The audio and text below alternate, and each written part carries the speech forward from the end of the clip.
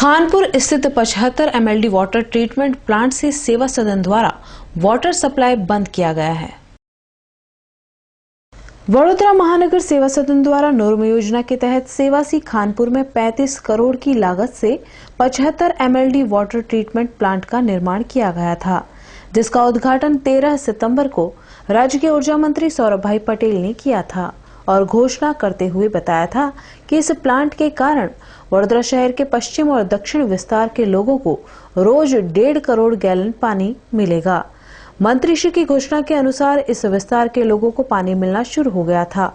लेकिन 6 अक्टूबर से सप्लाई बंद कर दी गई है, जिसके चलते मांजलपुर के नगर सेवक चिराग जवेरी ने ऊर्जा मंत्री को चिट्ठी लिखी है। 5મી તારીખથી નર્મદા ઓથોરિટી વાળાએ પાણી લેવાનું બંધ કરાવી દીધું છે।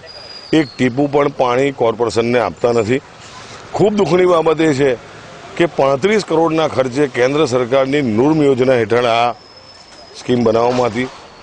અને એના માટે ડિપોઝિટ પેટે 3 કરોડ ને 75 લાખ રૂપિયા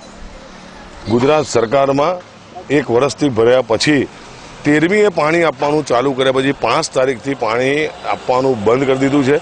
મુખ્ય વાત એ છે કે એક કેબિનેટ મંત્રી જ્યારે લોકાર્પણ કરતા હોય અને 1 મહિનો બી ના ચાલે અને પાણી સરકાર એમની જ સરકાર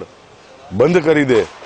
એ ખરેખર ખૂબ હાસ્યાસ્પદ અને વડોદરા શહેરના નાગરિકોની અપમાનજનક બાબત છે। મારી તો એક જ વાત છે કે માનનીય મંત્રીશ્રીને એમના લીધેલા નિર્ણયની સામે એક અધિકારી જો આ રીતે પાણી બંધ કરી દે તો એમને એમના માન અપમાનની ના પડી હોય કદાચ, પણ આ વડોદરા શહેરના લોકોનું અપમાન થયું છે, તો વડોદરા શહેરના નાગરિકોનું અપમાન કોઈ સંજોગોમાં થવું ના જોઈએ। માટે અમારી માંગણી છે કે તાત્કાલિક પાણી ચાલુ કરે અને જે અધિકારીએ ગુજરાત સરકારના નર્મદા વિભાગના આ પાણી બંધ કરી દીધું હોય